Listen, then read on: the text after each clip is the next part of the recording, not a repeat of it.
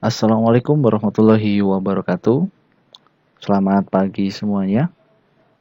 Kembali di mata pelajaran administrasi sistem jaringan.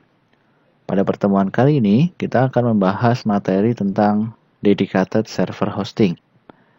Pada pertemuan sebelumnya, kita sudah sedikit membahas apa itu dedicated server hosting dan juga perbedaan hosting ini dengan hosting-hosting yang sebelumnya.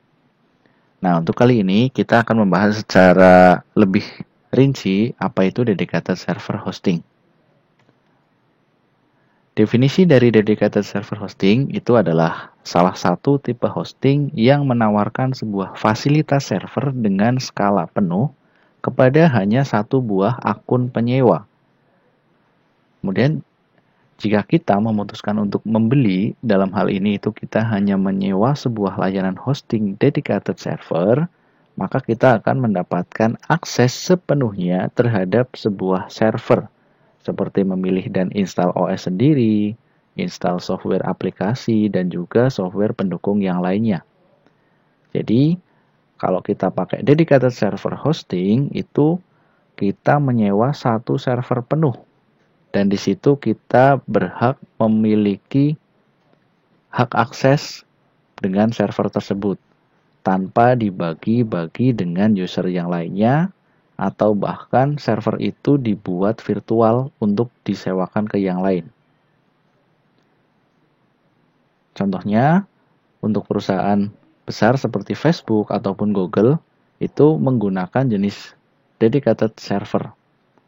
Oleh sebab itu, yang namanya dedicated server itu tidak bisa dioperasikan dalam share hosting maupun VPS. Kita bisa lihat ilustrasinya di sini.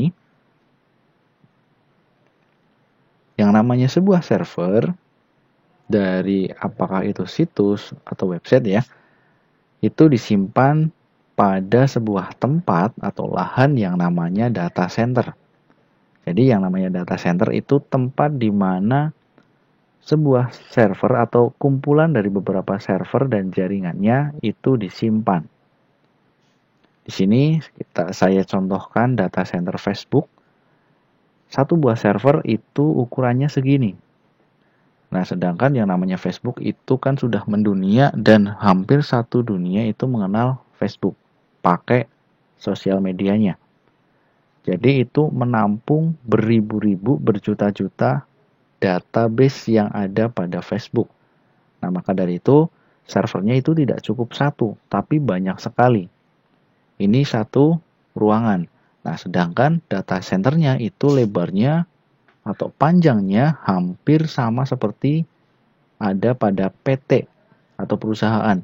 Dari depan sampai belakang, entah itu di sini bisa 2 lantai.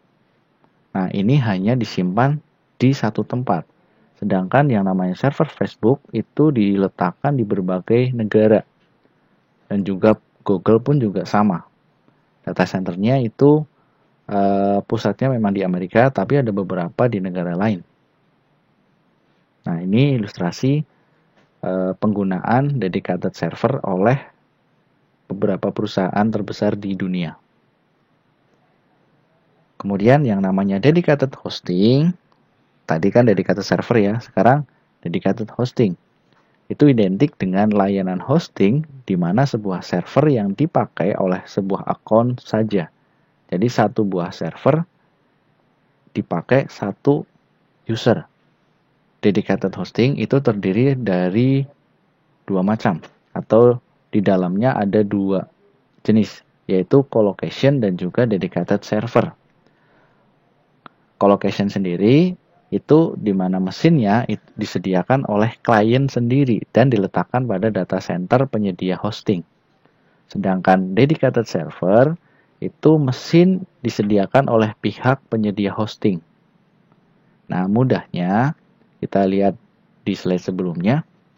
Kalau colocation itu kita beli sendiri server hostingnya atau server fisiknya. Kemudian server itu disimpan pada penyewaan data center provider yang nantinya kita pilih. Itu colocation. Jadi kita beli servernya sendiri, nanti server itu kita titipkan atau kita tempatkan pada data center. Nah, sedangkan kalau dedicated server, itu dari servernya sampai dengan tempat penyimpanannya atau data centernya itu diserahkan oleh providernya. Diserahkan ke provider penyedia hostingnya. Jadi kita tidak perlu membeli data center atau membeli komputer server itu sendiri. Nah, itu dedicated server. Sedangkan yang namanya virtual server itu adalah layanan yang mirip dengan dedicated server. Namun ini tidak memiliki fisik server karena dibangun menggunakan teknologi virtual dari dedicated server. Ada satu fisik sebuah server, kemudian dibagi menjadi beberapa virtual mesin dengan menggunakan software hypervisor seperti Proxmox. Nah, sekarang perbedaan dari web hosting yang sebelumnya ada share hosting, dedicated hosting, dan juga VPS hosting. Apa sih perbedaannya yang menjadi dasar dari setiap hosting itu? Kalian bisa lihat ilustrasinya di sini. Share hosting sudah saya jelaskan detail di pertemuan-pertemuan sebelumnya. VPS hosting pun juga. Dan sekarang dedicated hosting. Kita bahas satu persatu. Yang namanya dedicated hosting itu menyewa dedicated server berarti sama saja menyewa sebuah fisik komputer server full. Sehingga pelanggan itu harus instalasi OS dari awal, konfigurasi jaringan, bahkan juga instalasi aplikasi pendukungnya sendiri. Jadi sama saja kita seperti memang membeli sebuah server utuh, server baru, ya. Dimana di situ masih kosongan, kita tinggal konfigurasi sendiri. Sedangkan yang namanya VPS hosting itu sama saja kita bukan menyewa fisik komputernya, tapi kita menyewa komputer virtual di mana provider membuat VPS dari dedicated server dengan cara menginstal software hypervisor seperti Proxmox. Jadi di atas di sini itu ada dedicated servernya, satu buah. Di mana dedicated server itu nanti di dalamnya dibagi menjadi beberapa server yang virtual, bukan server fisik atau komputer di dalam komputer. Nah, seperti halnya kayak kita menggunakan VirtualBox atau bahkan VMware. Nah, itu ilustrasinya seperti itu. Sehingga yang namanya satu dedicated server itu bisa dibuat beberapa VPS dengan membagi spesifikasi hardware dari dedicated server itu. Nah, di sini pelanggan menginstal aplikasi server sendiri karena provider hanya menyediakan OS saja. Nah, di sini bisa kita simpulkan kalau dedicated server semuanya install sendiri.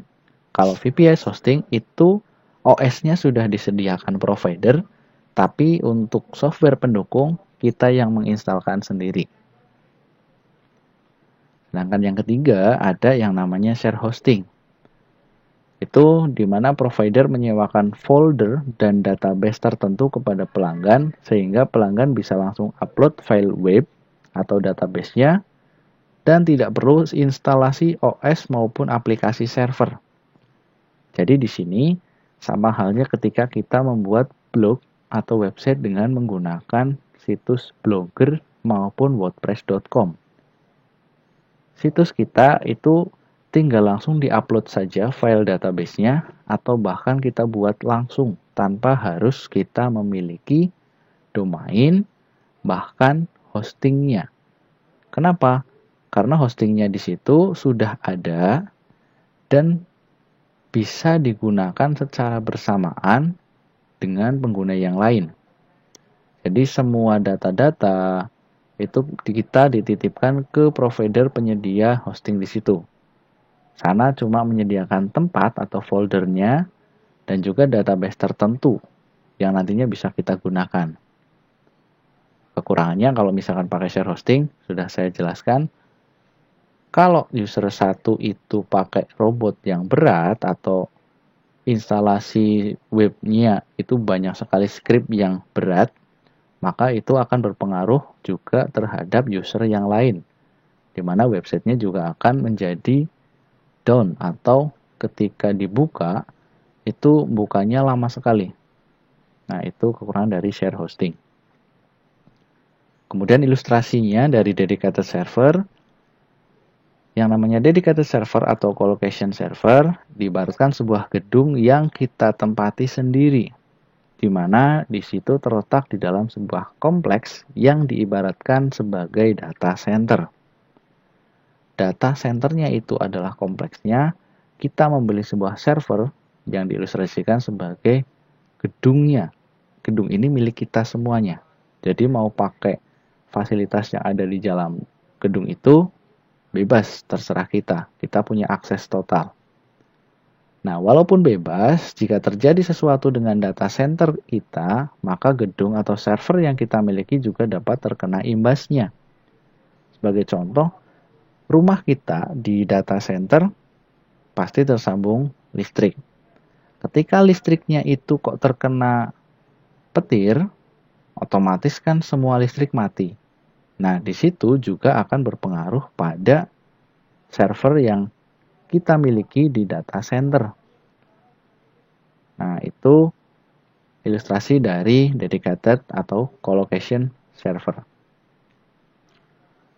Nah, yang namanya dedicated atau colocation server itu cocok untuk perusahaan besar yang membutuhkan riset yang besar serta memiliki traffic website yang tinggi. Modul tertentu yang tidak ditemukan di layanan share hosting dan juga tingkat keamanan daya yang tinggi. Nah, di sini yang namanya dedicated server itu digunakan bukan lagi oleh pemula, tapi website yang sudah mempunyai database banyak ataupun traffic websitenya tinggi. Nah, apakah semua website itu membutuhkan jenis hosting ini? Jawabannya adalah tidak. Kenapa? Karena dedicated server itu adalah pilihan atau opsi yang pas bagi kita yang ingin mengelola website dengan kapasitas tinggi. Seperti toko online, ada website e-commerce, ada situs bisnis level enterprise, atau website perusahaan yang banyak melakukan transaksi finansial. Atau bahkan website sekolah ataupun akademik di mana di situ pengunjungnya selalu tinggi, selalu diakses oleh mahasiswa, dan juga di dalamnya tidak hanya website biasa, tapi ada si akadnya, kemudian ada pembayaran online ataupun ujian online dan banyak sekali. Nah, di situ kita bisa juga memakai jenis hosting dedicated server untuk bisa menampung traffic yang tinggi dengan spesifikasi hardware yang mumpuni juga. Apa sih manfaat dari dedicated server? Yang pertama dapat menggunakan alamat IP dedicated, atau istilahnya di sini kita dapat menentukan IP address kita sendiri. Dan yang kedua, dapat meningkatkan traffic SEO. Di sini itu supaya mempermudah artikel kita terindeks oleh Google. Jadi ketika misalkan kita punya artikel tentang toko online, orang itu mengetikkan kata kuncinya, otomatis website kita yang pertama kali muncul di halaman Google. Itu untuk manfaatnya. Kemudian yang ketiga, keamanan yang terjamin. Yang keempat, fleksibilitas dan peningkatan kontrol yang bagus. Kemudian peningkatan bandwidth, otomatis di sini bandwidthnya tambah tinggi dibandingkan dengan hosting yang lainnya. Kemudian memiliki kebebasan kustomisasi, bebas menambah, mengedit ataupun yang lainnya karena di situ server fisiknya sudah hak milik kita sendiri. Kemudian performa dan kinerja yang tinggi dari server yang kita sewa. Kemudian memiliki akses penuh sebagai administrator atau akses root secara penuh. Nah, kita bisa memodifikasi secara bebas karena kita mempunyai hak akses penuh dengan server yang kita sewa. Dengan menempatkan website di dedicated server hosting, kemungkinan menghadapi masalah yang berkaitan dengan offline atau downtime pada website itu akan berkurang drastis. Kenapa? Karena database-nya itu sudah banyak atau sudah longgar, ditambah bandwidth yang digunakan itu juga tinggi, maka website yang kita akses otomatis cepat, kemudian dapat menyimpan banyak sekali data-data yang ada pada website. Itu kita tidak perlu khawatir website itu tidak bisa diakses atau bahkan nanti akan muncul tulisan database error, kemudian ada page not found atau yang lainnya. Nah, itu manfaatnya ketika kita pakai dedicated server hosting. Oke, terima kasih untuk pertemuan kali ini. Sampai di sini dulu. Nah, bagi anak-anak yang mungkin ada pertanyaan, bisa silahkan hubungi saya via jalur pribadi, atau bahkan silahkan diskusikan dengan teman terlebih dahulu. Dan juga jangan lupa, karena materi itu juga banyak di internet, silahkan kalian juga bisa gunakan internet kalian untuk browsing dan juga mencari referensi tambahan untuk materi-materi yang disampaikan oleh Bapak Ibu Guru semua. Jangan lupa untuk presensi dan kerjakan kuis di pertemuan kali ini. Semuanya sudah ada di deskripsi video ini. Jangan lupa jaga kesehatan, selalu semangat dalam ibadahnya, dan jangan lupa tetap istiqomah. Saya akhiri. Wassalamualaikum warahmatullahi wabarakatuh.